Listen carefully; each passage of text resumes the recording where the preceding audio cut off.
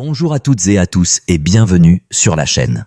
Avant d'entrer dans le cœur de l'épisode d'ONU 106 de demain, nous appartient revenons brièvement sur les événements précédents. La veille, la méfiance autour de Pedro s'est intensifiée sans jamais se transformer en preuve concrète.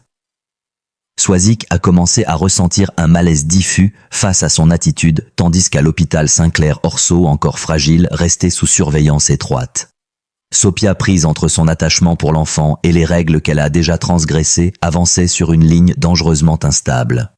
Lou et Arthur de leur côté tentaient de se retrouver après des tensions mal résolues, sans savoir que leurs blessures n'étaient pas refermées. C'est dans ce climat déjà fragile que s'ouvre l'épisode. L'épisode d'ONU 106 débute sur une illusion de calme.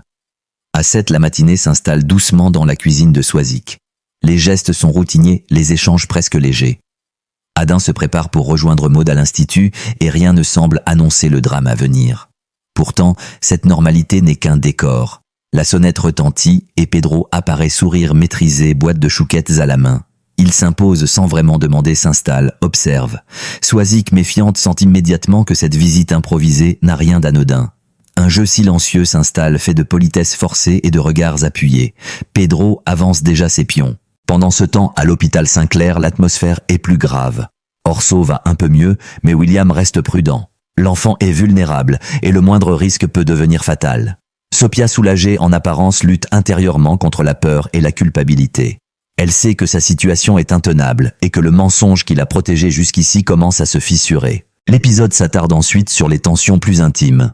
Chez Arthur, Lou tente de réparer ce qui a été abîmé par son absence et ses choix passés. Les retrouvailles sont tendres, mais fragiles. Arthur, malgré ses efforts, laisse transparaître sa jalousie et ses doutes, notamment à propos de Karim. Les non-dits s'accumulent, les silences deviennent lourds.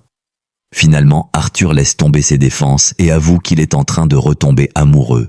Une déclaration sincère mais qui arrive dans un moment où la confiance reste profondément ébranlée. À 7, Kevin pense agir pour le mieux.